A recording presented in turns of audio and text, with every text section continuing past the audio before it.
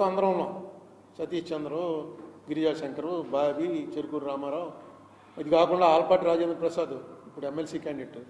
అతను మాకు ఏలూరులో లాలో అతను నేను కలిసి చదువుకున్నాం. అతను కూడా నేను వచ్చానని తెలిసి అతను కూడా గుంటూరు నుంచి వస్తూ ఆయనతో పాటు సీఎం గారితో పాటు ఆయన కూడా వచ్చి కూర్చున్నాడు.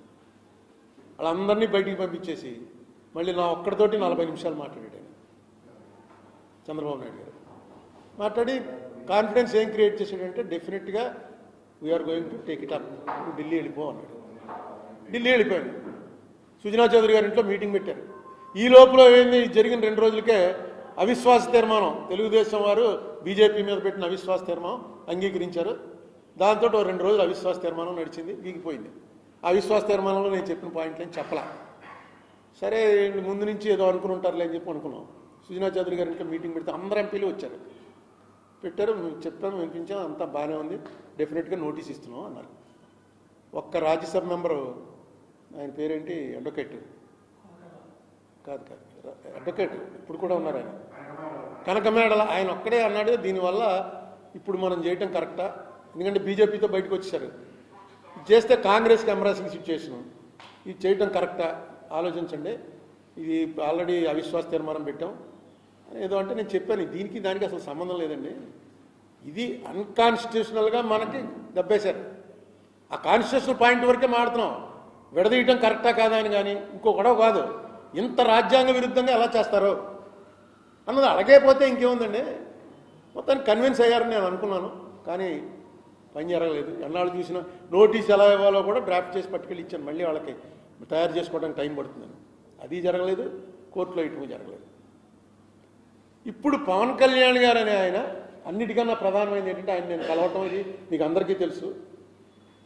ఇదంతా అయిపోయిన తర్వాత జనవరి 2019 అంటే ఇంక ఎలక్షన్ 3 నెలల్లో ఉంది. మేము ఐలాపురంలో ఒక మీటింగ్ పెట్టాను, నేనే ఆహ్వానం, అన్ని పార్టీల వారికి ఆహ్వానం పంపి ఐలాపురంలో కొత్తగా రాబోయేటువంటి ప్రభుత్వం ఏం చేయాలి అన్న దాని మీద ఒక మీటింగ్ అండి, రావాలి అని చెప్పి అందరికీ లెటర్ రాశాను. లెటర్ రాస్తే జగన్మోహన్ రెడ్డి పార్టీ వారు మేము రాము, తెలుగుదేశం పార్టీతోటి మేము వేదిక పంచుకోం అని చెప్పేశారు.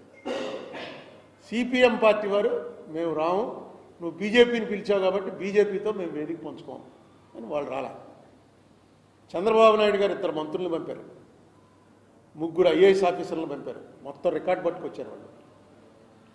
మన ఈయన వచ్చారు, ఫైనాన్స్ చెరుకూరి కుటుంబరావు, ఆయన వచ్చారు మీటింగ్కి. బీజేపీ నుంచి ఐవైఆర్ కృష్ణారావు గారు, సత్యమూర్తి అని ఆయన, వాళ్ళిద్దరూ వచ్చారు. పవన్ కళ్యాణ్ గారి పార్టీకి కూడా లెటర్ రాశారు, మీ పార్టీ నుంచి ఎవరినైనా పంపండి అని. పవన్ కళ్యాణ్ గారు వచ్చాడు, ఎవరినైనా పంపండి అనే రాశాను నేను అన్ని పార్టీలకి, మీ పార్టీ ప్రతినిధిని పంపండి. ఆయనే స్వయంగా వచ్చాడు. లీగల్ పొజిషన్ తెలుసుకోవడం కోసం నేను పర్సనల్గా రిక్వెస్ట్ చేసి చలమేశ్వర్ గారిని పిలిచాను. అప్పటికి జడ్జిగా ఆయన సుప్రీంకోర్టు జడ్జిగా రిటైర్ అయి ఉన్నాడు, చాలా అనుభవం ఉన్నవాడు కాబట్టి ఆయన్ని పిలిచాను, జాస్తి చలమేశ్వర్. ఆయన వచ్చారు. ఆ మీటింగ్లో తీర్మానాలు ఏం చేశామంటే రావాల్సిన